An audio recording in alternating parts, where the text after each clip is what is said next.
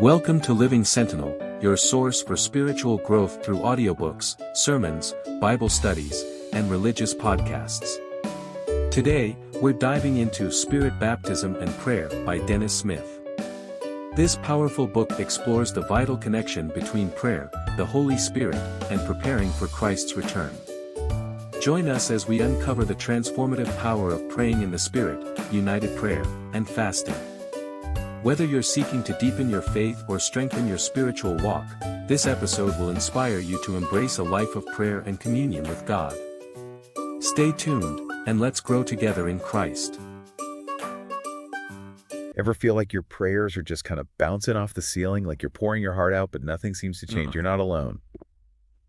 Today, we're diving into Spirit Baptism and Prayer by Dennis Smith. Yeah, it's interesting. Cover a different perspective on prayer, one that might just, I don't know, maybe electrify your faith a little bit. Yeah, what I love about this book is that it really flips the script on prayer. Okay. You know, we often approach it with a sense of like, will this really make a difference? Right. But Smith is suggesting that prayer isn't about begging. It's about plugging into a power source that's already buzzing with God's potential. I love that plugging in. Yeah. Like we've got this incredible power source right at our fingertips, and prayer is how we tap into it. In fact, Smith actually calls us, humanity, God's power source. He argues that God has this unlimited energy, but he's chosen us to help direct it. It's a radical idea. Right. Isn't it? Yeah, it's like God saying, I've got the power, but you get to aim it. Exactly. Yeah. He uses the analogy of a circuit, like God's power is already there, waiting for us to flip the switch through prayer. Okay, that's a serious responsibility. Yeah. No pressure, right? Yeah. But it makes me think of that story in the Bible about Elijah praying for rain. Mm-hmm. It wasn't that God didn't want to end the drought. Right. It's like he was waiting for Elijah to pray and set that relief in motion. Mm. Have you ever experienced something like that? Absolutely. And I think we all have, even in smaller ways. Yeah. You know that moment when you've been struggling with a decision and you finally surrender it in prayer? Yeah. And suddenly that path forward becomes clear. It's not always this dramatic, rain-stopping kind of answer, but there's this undeniable sense of God working through our willingness to ask. It's like, okay, God, I'm ready for this problem to be solved. Let's make it happen. Yeah. But what about those times when we feel like our prayers are hitting a wall? Right. We're praying solo and it feels like nothing. Mm-hmm. What does Smith say about that? Well, that's where the book's analogy of wrestling comes in. Okay. You know, Smith argues that getting answers to our prayers, seeing real change, often requires persistence. Okay. He compares it to Jacob wrestling with the angel, right? Right. It wasn't a quick grapple. It was this all-night battle. Wow. So sometimes the answer comes instantly. Other times it takes that same tenacity, that refusal to give up. So instead of viewing prayer as a vending machine where we punch in our request and expect instant results, Right. it's more like training for a marathon, spiritually speaking. Yes. We need that stamina to keep going even when we don't see immediate change. Exactly. And, it makes me think about, like, those goals you've been working towards. Yeah. Those prayers you've been whispering for months or even years. Right. This book is a powerful reminder that breakthrough often comes right when we're about to give up. Yeah. It's about clinging to faith and refusing to let go of what we're believing for. I've been there. It's so easy to get discouraged and think, is this even worth it? Absolutely. But maybe that's exactly when we need to dig in our heels and pray even harder. Smith shares some pretty incredible stories about the power of united prayer too, right? He does, yeah. And it's not just about, feeling good in a group. He suggests something way more impactful is going on. Absolutely. Yeah. Smith argues that praying together creates a kind of spiritual synergy. He compares it to, like, a physics experiment where sound waves synchronize to become more powerful. Okay. It's like when we unite our voices in prayer, we're creating this resonance that's far greater than the sum of its parts. It reminds me of that story in Exodus, where Moses, Aaron, and Hur up on that hill during the battle with the Amalekites. Right. Talk about a prayer warrior power pose. Yeah. They're holding up Moses' arms, and as long as those prayers are going strong, the Israelites are winning. It's such a vivid picture I know. of how our prayers can have real-world impact.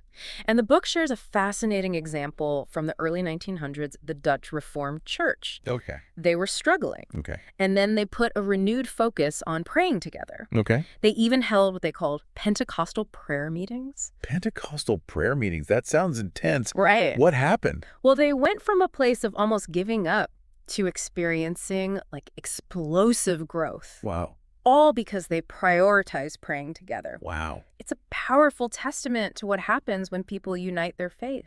So we've seen how powerful it is to pray together, but what about those times when we're feeling disconnected? Right. Like we're in this fight alone. The book emphasizes that united prayer isn't just about these big dramatic gatherings. Right. It's also about those smaller circles. Yes. Your church group, your close friends, knowing you're not alone in your struggles, that there are people who are lifting you up.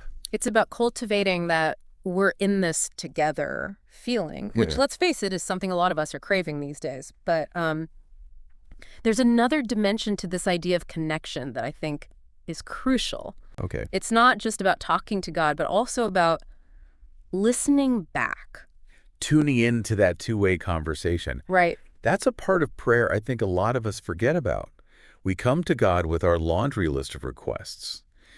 But do we ever really pause and listen for his response? Yeah, it's so easy to miss, isn't it? Yeah. We're bombarded with noise all day long, our own thoughts, the demands of life. Right. It's no wonder we struggle to hear that still small voice. But Smith argues that this listening ear is essential to a vibrant prayer life. So how do we do it? How do we actually tune in when it feels like we're surrounded by static? Well, the book highlights a fascinating figure from the Old Testament, Enoch. Okay. You remember him, right? Yeah. He walked with God. Now, that wasn't just about being a good guy. Smith suggests it was about this constant communication, this like back and forth dialogue with the divine. Okay. So much so that God literally took Enoch to heaven to keep the conversation going. Take it straight to heaven. Right. Talk about a long conversation. Right. But it shows how powerful that two-way communication can be. Yes. But let's be real, most of us aren't getting like whiffed off to the clouds anytime soon. So how do we cultivate that kind of intimacy with God in the midst of our everyday lives? Smith suggests paying attention to those like seemingly random moments when a specific person or situation pops into your mind.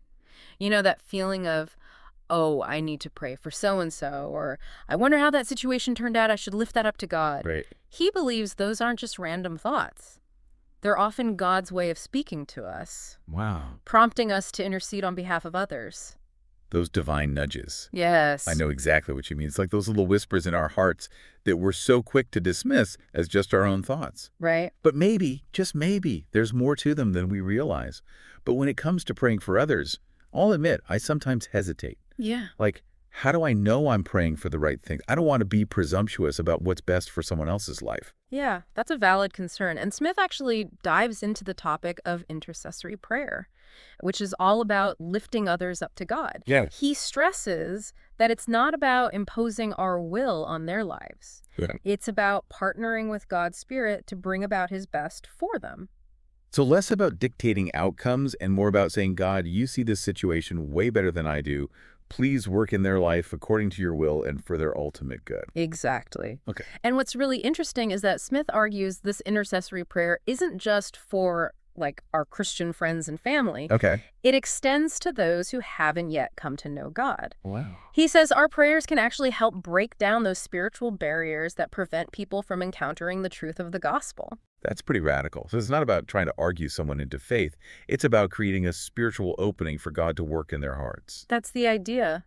He points to 2 Corinthians 10.5, where Paul talks about tearing down strongholds. Right. These could be like thought patterns, prejudices, any kind of mental barrier that keeps someone from experiencing God's love. Right. Smith suggests our prayers can be instrumental in dismantling those strongholds, allowing God's truth to penetrate. It's like our prayers are spiritual battering rams. Yes. Clearing the way for God's transforming power. And I love that imagery. Right. But if we're honest, sometimes it's hard to even find the energy for consistent prayer, Oh, yeah. let alone this kind of intense world-changing intercession. Absolutely. The struggle is real, and Smith acknowledges that. But he also offers some practical advice for maintaining a vibrant prayer life. One of the things he emphasizes is the importance of praying God's promises back to him. Okay, let's unpack that. You mean like finding a Bible verse that speaks to our situation and using those words as the basis for our prayers? Exactly. It's about taking God at his word, Okay. reminding him of his promises, Right. and expressing our faith that he'll be faithful to fulfill them. Okay. It's incredibly powerful because it shifts our focus from our problems to God's limitless resources. Instead of just like rattling off our worries, we're Yeah. anchoring ourselves to something solid, Yeah. grounding our prayers in his unchanging character. I love that. Yeah. Okay. And Smith even suggests making a list of promises that resonate with you, especially ones that address specific challenges you're facing, Right. and praying them regularly. It's a way of immersing ourselves in God's word and aligning our hearts with his will. It's like creating a personalized arsenal of faith-filled declarations. Right. I could see how that would be so encouraging, especially when you're feeling overwhelmed. It's like, okay, God, this is what you said, and I'm claiming it. I'm trusting you. Yes. But what about those moments when, life throws curveballs so big that even the most inspiring Bible verses feel a little thin? Yeah. Is it okay to just cry out to God in those moments, even when we don't have the perfect words? Absolutely. The book actually highlights the importance of authenticity in prayer. Okay. It's not about putting on this pious facade. It's about pouring out our hearts to God, the doubts, the fears, the anger, all of it. Yeah. Smith reminds us that God isn't intimidated by our raw emotions. He welcomes them. It's like that old hymn, Just As I Am. Right. God doesn't expect us to have it all figured out. He just wants us to come to him, messy and broken as we are. Exactly. And the book even suggests those moments of raw honesty, of wrestling with God through our pain and confusion, Yeah. can actually lead to a deeper intimacy with him.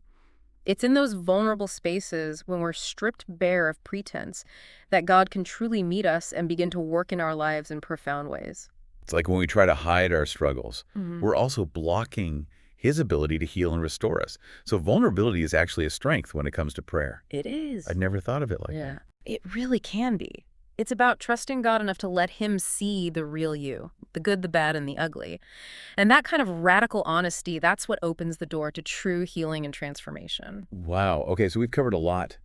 Plugging into God's power, the impact of united prayer, the wrestling match of persistence, the two-way conversation, praying God's promises, embracing vulnerability. Anything else Smith throws into the mix when it comes to maximizing our prayer power? There's one more practice he highlights that's often overlooked, maybe even a little bit feared in modern Christianity: fasting. Fasting, huh? Yeah. Now, that's something I've always been a little intimidated by. Isn't that a little extreme? It can seem that way at first, but Smith doesn't present it as some kind of extreme, self-punishing ritual. Yeah. He frames it as a spiritual discipline, a way to amplify the effectiveness of our prayers. Okay, so tell me more, because I'll admit, when I think of fasting, I think of, giving up food completely. Right. And that just sounds hard. Well, the book emphasizes that there are different approaches to fasting, and it encourages finding what works best for you. It doesn't have to be all or nothing. Yep. Some people might choose to fast for a day, others might skip a meal, and still others might choose to abstain from certain types of food for a period of time. Okay.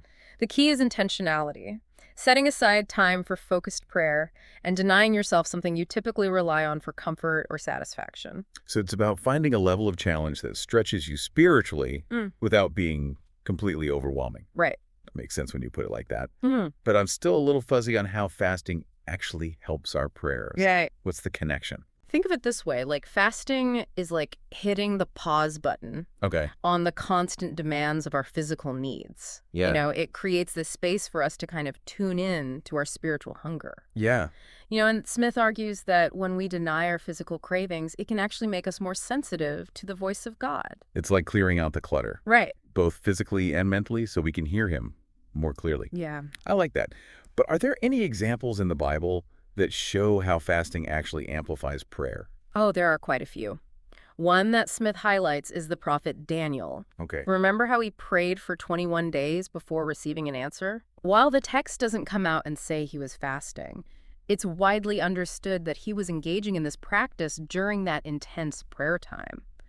And it's in the midst of that prolonged fast that he receives this powerful vision from God, one that reveals his plans for the future. So the fasting combined with persistent prayer created the conditions for this major spiritual breakthrough. That's pretty amazing. Right. And Smith also points to the early church in the book of Acts. Okay.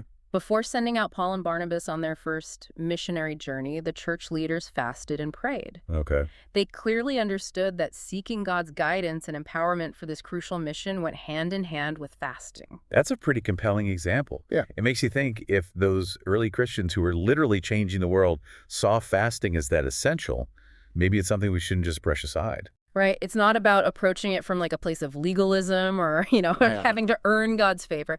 It's about approaching it with a sense of expectation, trusting that as we seek God with all our hearts, He will honor our sacrifice and meet us in those quiet, hungry spaces. This has been a fascinating deep dive. It has. It feels like we've moved beyond just asking for things Right. and into this whole new realm of what prayer can be. Mhm. Plugging into God's power, partnering with Him to shape the world around us. Even fasting is a way to deepen that connection. It's not just about changing our circumstances either. It's Right. about allowing prayer to change from the inside out, wouldn't you say? Absolutely. Aligning our hearts with God's will, surrendering our desires to Him. That's where the real transformation happens. I don't know about you, but I'm feeling pretty inspired to take my own prayer life to a whole new level. Me too. Yeah. This conversation has been a great reminder that prayer isn't like this one-size-fits-all thing. Right. It's about finding what resonates with you, what helps you connect with God in an authentic way, Yeah. and then embracing those practices with a humble heart. And maybe a little bit of holy boldness, too. Uh-huh. Because if we truly believe prayer has the power to move mountains, to shift circumstances, to bring about healing and change, well, that changes everything, doesn't it? It really does. So to you listening, our hope is that you walk away from this deep dive with a renewed sense of awe and wonder about the potential of prayer. Yes. It's not just something we do. It's a dynamic force, an invitation into something much, much bigger than ourselves. It's about stepping into that partnership with God, trusting His heart, and watching as He does what only He can do. Thanks for joining us for this incredible deep dive.